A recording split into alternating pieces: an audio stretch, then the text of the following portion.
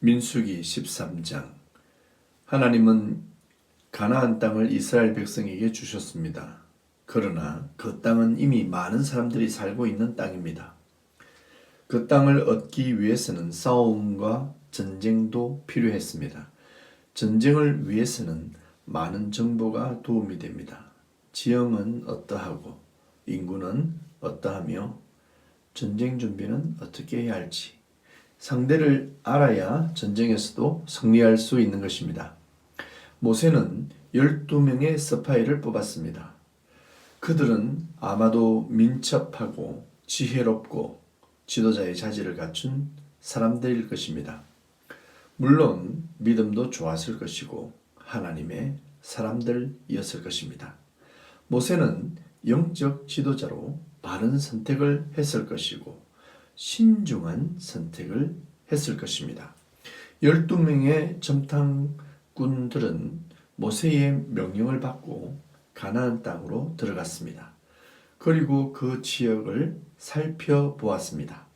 40일 동안 정탐하는 일은 계속되었습니다.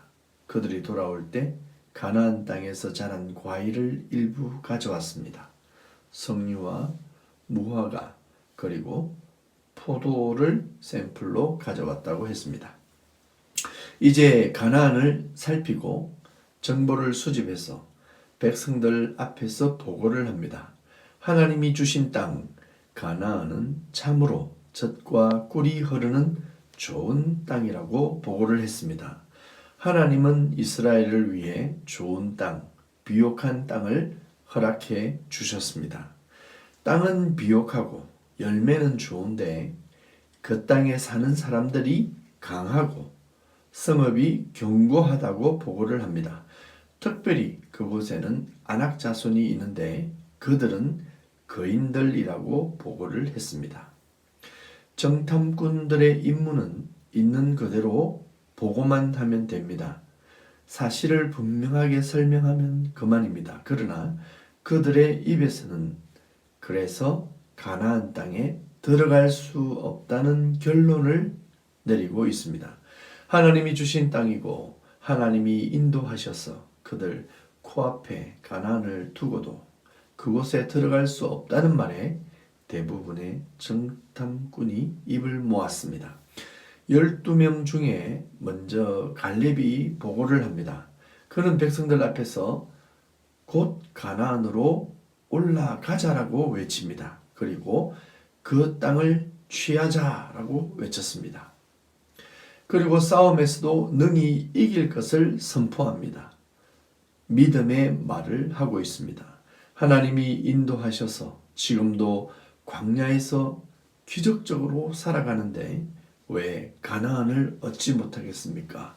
하나님이 모든 것을 하시고 인도하시고 다스리시는데 무엇이 두렵겠습니까? 갈렙은 믿음의 말을 했습니다. 그러나 나머지 10명의 정탐꾼들은 부정의 말을 합니다. 갈렙의 의견과 정반대의 말을 합니다. 그들은 가나안 백성을 치지 못한다고 결론을 내렸습니다. 그리고 가나안은 이스라엘보다 강하다고 결론을 내립니다.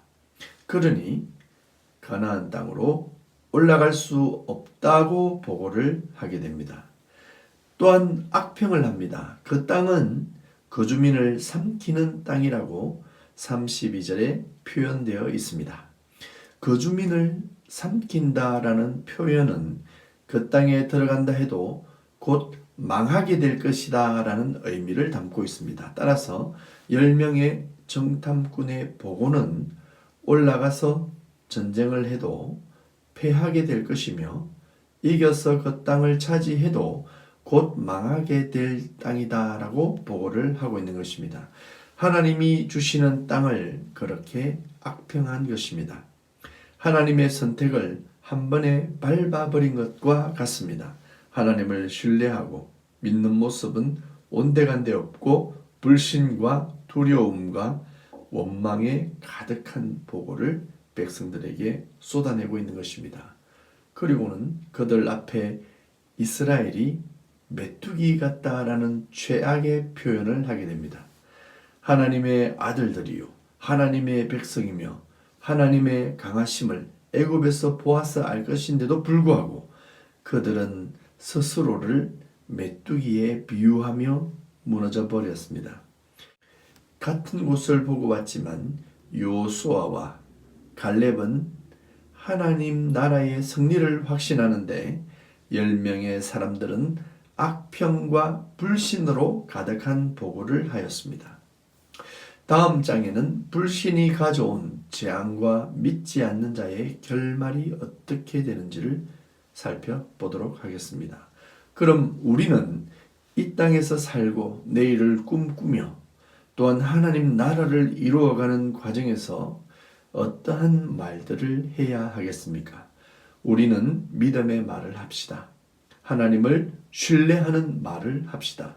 이 세상적인 방법이나 가치관으로 보지 말고 하나님의 능력으로 믿음의 눈으로 바라봅시다.